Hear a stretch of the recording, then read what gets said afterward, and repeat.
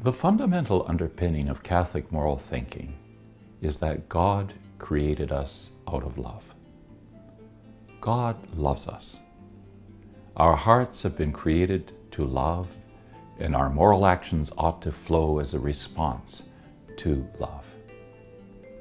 We've been loved, and we respond with love to God and to others. What brings us true and lasting happiness is right relationships based on love. God calls us to be fully alive to His gifts of love and life. We're called to the full potential of who we can be. We know what this looks like when we see it in the heroic lives of people like John Paul II, going to visit in prison the man who shot him. We easily recognize good and generous people, people who care and have compassion. These people stand out.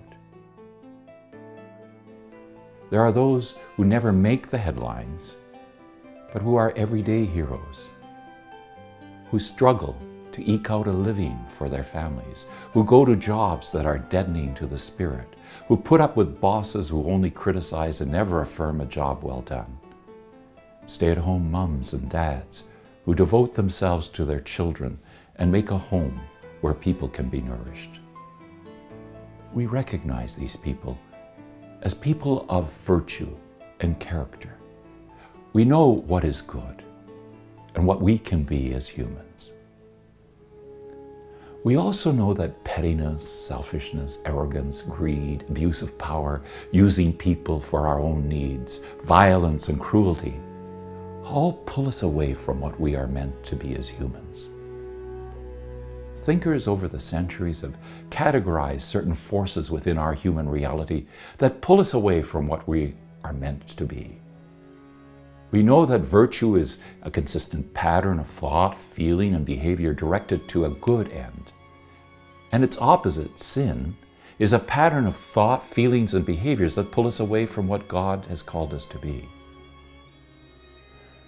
We often experience the battle within our heart, the pull to do the good and the pull away from what is right. This battleground is often referred to as conscience. Conscience is at the heart of our moral living, and developing an informed conscience is part of being a person of virtue and integrity. Conscience is that part of us that allows us to be in charge of our lives, allows us to reflect, analyze, and determine what is consistent with our values and what would destroy these values. Furthermore, conscience is the judgment we make after we've reflected and thought and determined a path of action. Kenneth Himes has an interesting article where he claims that the great sin that stands in the way of our serious search for truth and good is the capital sin, sloth. Most people would understand sloth as a fancy word for laziness. But sloth is much more than being lazy or shiftless. According to Himes, when we speak of sloth in the moral sense, we're talking about a person who is unable to invest or commit themselves and unable to be deeply involved in any cause or relationship. This is an individual who has no interest and does not care about anything. In this way, sloth is a real enemy of a healthy conscience. Sloth is apathy in the face of seeking what is morally right and good.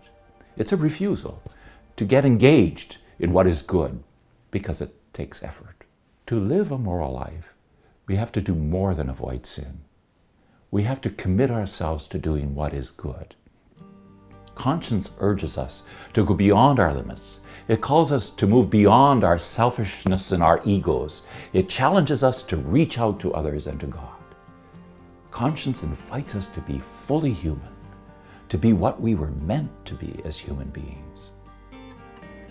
Conscience calls us to be imitators of Jesus, since He alone has succeeded in being what we were meant to be as humans. Sloth is a hardening of the heart, an indifference to our capacity to grow as humans. Sloth mutes our quest for virtue and goodness. Sloth is a capital sin because it undermines our desire to transcend ourselves in love.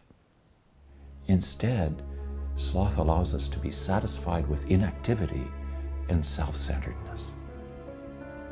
Sloth is a sin of not doing, of not knowing, of not finding out what we need to do.